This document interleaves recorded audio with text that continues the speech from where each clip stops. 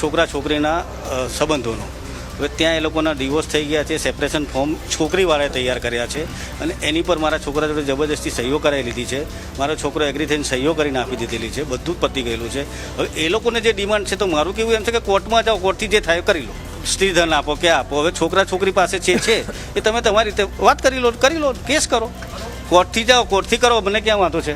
હા, પણ એમાં અમે તૈયાર જ છીએ. પણ શરૂઆતમાં અમે જે 3-4 મિટિંગ થઈ એમાં અમે તૈયાર હતા કે ભાઈ સામે બેસીને સહીઓ કરીને વાર્તા. એ લોકોને કેવું હતું કે અમે લખાણમાં ના આપીએ, કંઈ બી લઈએ એનું લખાણ ના આપીએ, એટલે કોઈએ લખાણમાં આપી દો, લખાણ વગર આપી દઈએ અને કાલ ઉઠીને ફરીથી માગે તો અમારે ક્યાં જવાનું. એટલે અમારી ડિમાન્ડ એવી છે કે કોર્ટમાં જાઓ, કોર્ટ કે ફાઇનલ. અમે કાયદાથી ઉપર તો છીએ નહીં, કાયદાનું કામ કરશે.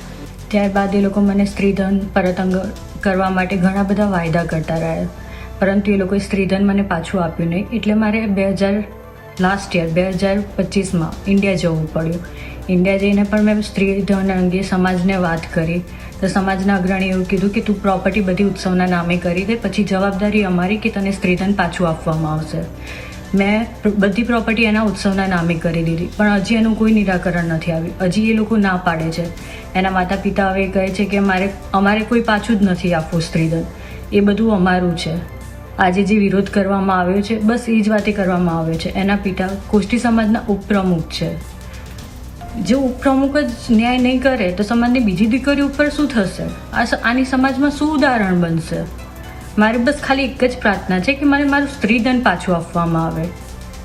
જોબ કરતો હતો, અત્યારે ત્યાં મેનેજર છે સ્ટોરમાં, અને મારી છોકરી જોડે નહીં પણ ત્યાં કેટલી છોકરીઓ જોડે પણ આ રીતે જ હેરાન કરતો હતો અને મિસયુઝ કરતો હતો છોકરીઓને.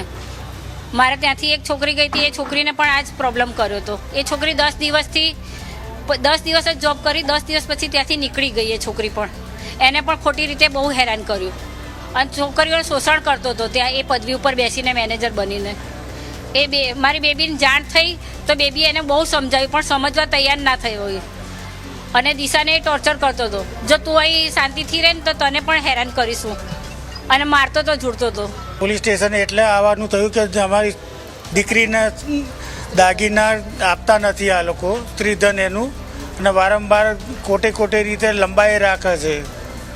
એટલે 24 થી 25 તોલા આશરે સોનું છે અને 1 કિલો જેવી ચાંદી છે. એ છોકરાનું અફેર હતું ત્યાં બીજી છોકરીઓ જોડે, તો છોકરીએ સમજાવ્યું કે ભાઈ આ બધું ના કર. તેમ છતાં એ કરતો હતો, પણ તેમ છતાં માન્યો નહીં. તે છોકરીએ એના મમ્મી પપ્પાને કીધું, એને મમ્મી પપ્પા કશું ના બોલ્યા, પણ એના પપ્પા ઉડતા છોકરીને, સામેવાળી છોકરીને એવું શિખામણ અપાય કે તું તાર ચિંતા ના કર બેટા, કે આવું તો થયા રાખે.